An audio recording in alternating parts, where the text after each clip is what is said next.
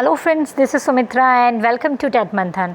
तो जैसा कि लास्ट वीडियो में मैंने आप लोगों के साथ डिस्कस किया था DSSB PRT जो आपका फर्स्ट पेपर रहता है, फर्स्ट पार्ट रहता है, उसके दो सब्जेक्ट्स इंग्लिश और हिंदी का सिलेबस आप लोगों के साथ डिस्कस किया था।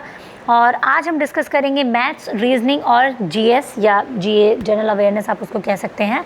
तो इन तीनों सब्जेक्ट्स का सिलेबस हम देखेंगे कि क्या पूछा जाता है आपके PRT के DSSB के पेपर में। ठीक है, तो फटाफट से without wasting your time general intelligence and reasoning ability का सिलेबस हम देख लेते हैं। सबसे पहले क्या पूछा जाता है, तो सबसे पहले आपसे पूछा जाता है एनोलॉजी का चैप्टर। ठीक है, इसमें से आपका क्वेश्चन बनता है बिल्कुल। फिर आपके बाद में आता है सिमिलरिटीज़। ठीक है, क्वेश्चन आता है आपके सामने कि जो ग्रुप्स बने होते हैं इस तरीके से सिमिलरिटीज़ के, उससे आपसे क्वेश्चन आता है। डिफरेंसेस आपका आता है। ठीक है, उसके बाद आता है स्पेस विजुअलाइजेशन का चैप्टर। ठीक है, ये आपका बहुत इंपॉर्टेंट चैप्टर है आपका स्पेस विजुअलाइजेशन जो है, इस टॉपिक से क्वेश्चन आपका ज़रूर बनता है। उसके बाद आता है आपका एक और टॉपिक जो है कि है प्रॉब्लम सॉल्विंग का, ये आपका पूछा जाता है। फिर आपके उसमें आता है एनालिसिस का चैप्टर। ठीक है, इसके बाद अगर मैं बात करूँ, एक टॉपिक और आता है आपका जो कि है जजमेंट का।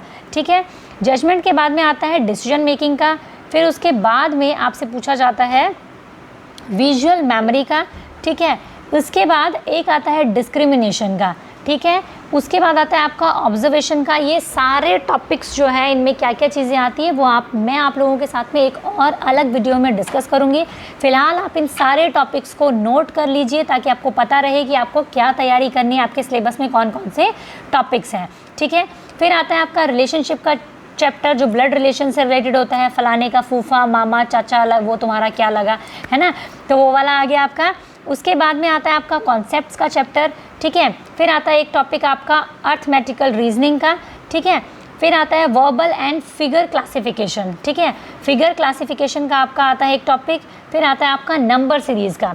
ठीक है, सीरीज़ नंबर की जो होती है ना, जैसे यहाँ पे लिख दिया 3, फिर उसके बाद में 9, फिर उसके बाद में 12, तो यहाँ पे नेक्स्ट नंबर जो है वो क्या रहेगा, this is called number series. ठीक है, तो ये वाला आता है। तो इन टॉपिक्स को आप ज़रूर नोट डाउन करें और इनको आप आज से ही, जहाँ से आपको समझ में आता है, जहाँ से आपको बहुत अच्छे समझ में आता है, किसी बुक से, किसी यूट्यूब चैनल से, किसी टीचर से, वहीं से आप इन टॉपिक्स को टॉपिक वाइज आप जो है वो तैयारी करना स्टार्ट कर दें। अपने नोट्स बना लें और जितना हो सके उतनी प्रैक्टिस करें मैथ्स और रीजनिंग के लिए।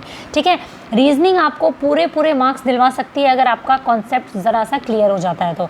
ठीक है, और बहुत ज़्यादा मुश्किल रीजनिंग जो है वो PRT लेवल पर नहीं पूछी जाती है। बहुत ही मतलब बहुत ईजी नहीं कहूँगी, लेकिन हाँ ठीक ठाक रीजनिंग आती है। ठीक है, मैथ्स के सिलेबस में सबसे पहले आपका आता है सिंप्लीफिकेशन का चैप्टर। ठीक है, सिंप्लीफिकेशन आता है। फिर उसके बाद में आपका डेसिमल आता है। डेसिमल के अलावा डेटा इंटरप्रिटेशन आता है आपका। ठीक है, डेटा इंटरप्रिटेशन के साथ में फ्रैक्शन का आता है आपका टॉपिक। फिर आता है आपका LCM और HCF, दोनों से एक क्वेश्चन ज़रूर आता है आपका।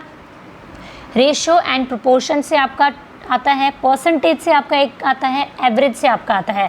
ये सारे के सारे टॉपिक्स जो मैं आपको बता रही हूँ, सारे के सारे चैप्टर्स जो मैं आपको बता रही हूँ वो बहुत इंपॉर्टेंट है।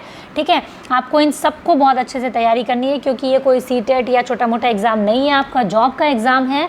तो आपको सारे टॉपिक्स को लेकर के चलना है। आप कुछ भी ऐसा नहीं कर सकते कि आप 50% तैयारी कर लेंगे और 50% छोड़ देंगे और आपका सिलेक्शन हो जाएगा, ऐसा नहीं होगा।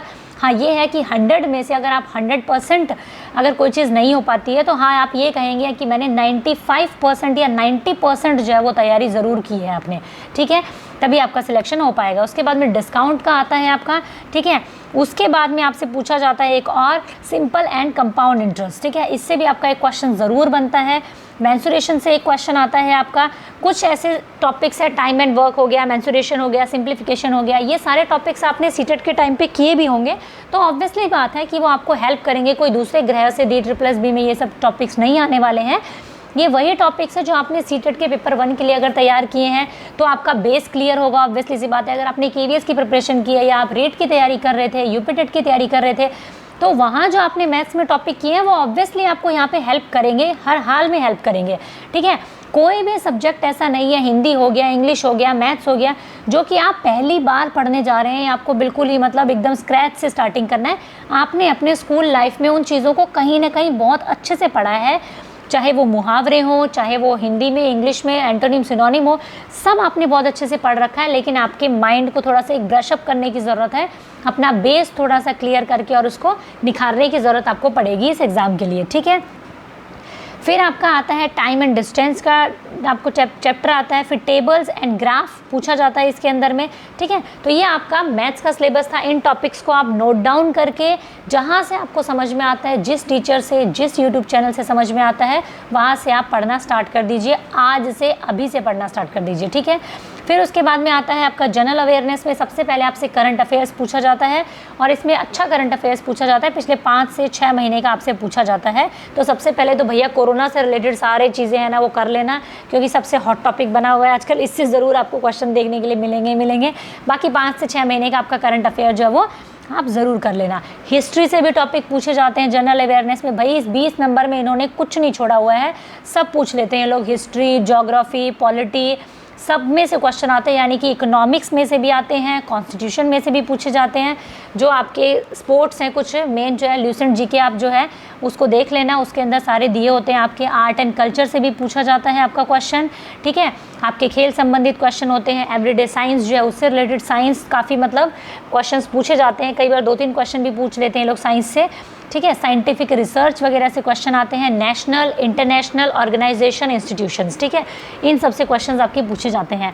तो अब आप कहेंगे मैडम ये तो सारा ही कुछ आ गया, तो हम क्या छोड़ें और क्या पढ़ें।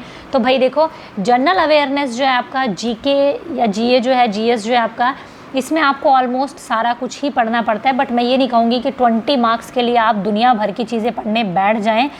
बाकी जो 4 सब्जेक्ट हैं आपके, अगर आप उनको स्ट्रॉन्ग कर लेते हैं, 80 मार्क्स जो है उनको आप स्ट्रॉन्ग कर लेते हैं, वहाँ अगर 80 में से आप 60 ला पाते हैं, तो यहाँ पर जो है ना आप एक अच्छी खासी थोड़ी सी करंट अफेयर्स की नॉलेज रखें, थोड़ी बहुत हिस्ट्री जो है एनसीईआरटी वगैरह की पढ़ लें आप, ठीक है। उसके अलावा ये सारी चीज़ें जो आर्ट और कल्चर ये सब चीज़ें हैं, इनको थोड़ा सा पढ़ लें, तो भी आप यहाँ से मरे से मरा 10 या बिल्कुल ही गए गुजरे अगर हो गए तो बिल्कुल 5 नंबर तो फिर भी आप ले आओगे यहाँ पे। इस वाले पोर्शन को ज़रूर स्ट्रॉन्ग कर लेना। जो बाकी 80 नंबर है ना उनको ज़रूर करना, क्योंकि जीएस तो आप जितनी मर्जी पढ़ लो, आप दुनिया भर का चीज़ नहीं पढ़ सकते, और इसमें पूछी दुनिया भर की चीज़ें जाती है। 20 नंबर के लिए आप कितनी जीके पढ़ लोगे, ठीक है। खुद पढ़ के भी आपको ये लगने लगेगा यार 20 नंबर है और इतना कुछ पढ़ना पड़ रहा है, इससे अच्छा मैं यूपीएससी ना तैयार कर लूँ, है ना, ठीक है। तो वो वाली बात है। मेरे कई फ्रेंड कहते हैं, जब मैं ये DBB की बात करती हूँ तो वो कहते हैं यार इसको तैयार करते हैं तो ऐसा लगता है क्यों ना हम यूपीएससी की तैयारी कर लें, है ना। तो खैर उसका लेवल अलग ही है फिर, ठीक है। तो वही बात है, यहाँ पे 80 मार्क्स आपको ये बिल्कुल स्ट्रॉन्ग करने हैं। फिर ये जो बाकी ये वाले जो 20 बचते हैं ना, तो उसमें से आप जितना कर सकते हो उतना कर लो, ठीक है। तो आपका जो है यहाँ से जितने बन पड़ते हैं उतने ठीक है भाई, और क्या कर सकते हैं। तो ये आपका सिलेबस रहेगा कुछ DBB का, ठीक है। मेरी पूरी कोशिश रही है कि जो भी ऑथेंटिक सिलेबस है वो आप लोगों के साथ में मैं डिस्कस कर सकूं, ठीक है। एक अनदर वीडियो में मैं आप लोगों के साथ में कोशिश करूंगी कि इसके जो प्रीवियस ईयर पेपर हैं वो मैं आप लोगों के साथ में डिस्कस कर सकूं। इसके अलावा जो रीट के स्टूडेंट हैं उनको मैं कहना चाहूँगी कि आपके इंग्लिश के वीडियोज़ मैं पोस्ट करती रहूँगी बीच बीच में, जो भी टॉपिक्स बचे हुए हैं वो भी मैं ज़रूर करवाऊँगी, उनको बीच में बिल्कुल नहीं छोड़ूंगी मैं, ठीक है। तो जिन भी स्टूडेंट्स को DBB के लिए हेल्प चाहिए वो अपने सभी फ्रेंड्स के साथ में इस सिलेबस को ज़रूर शेयर करें, और आप आज से ही अपने सिलेबस को नोट डाउन करके और कहीं चिपका दो अलमारी वगैरह में कहीं पर भी, और भैया टिक मार्क करते जाओ कि मेरा ये टॉपिक हो गया है, मेरा ये टॉपिक हो गया है, मेरा ये टॉपिक हो गया है। तभी तैयारी हो पाएगी, तभी सिलेक्शन हो पाएगा। बैठ के सोचते रहोगे, 4 जगह पर घूमते रहोगे पागलों की तरह कि अच्छा उन्होंने ये बता दिया, ये भी कर लेता हूँ, ये भी कर लेता हूँ, ये भी कर लेता हूँ, सब जगह आपको सेम चीज़ें मिलेंगी देखने के लिए। आप चाहे 4 जगह देखो, 10 जगह देखो, कोई बुराई नहीं है भैया। देखो हम कपड़े खरीदने से पहले भी 10 चीज़ें देखते हैं, है ना। तो भैया आपके पास में फुर्सत है तो आप आराम से घूमो, यूट्यूब का भ्रमण करो। यूट्यूब यूनिवर्सिटी के छात्र आप हमेशा से ही हो, ठीक है।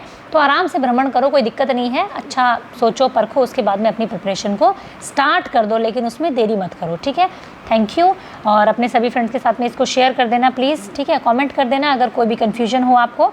लाइक ज़रूर कर देना वीडियो को, कंजूसो लाइक कर देना। लाइक करने से मुझे भी थोड़ा मोटिवेशन मिलता है, तो इसीलिए, क्योंकि देखो मैं देखती हूँ कि ऐसे मतलब 50 लोगों ने वीडियो देखी है, उसमें से 5 लोगों ने लाइक किया है। क्यों भाई, बाकी सारे क्या करोगे लाइक का मतलब, क्या करोगे, दही जमाओगे उसका, है।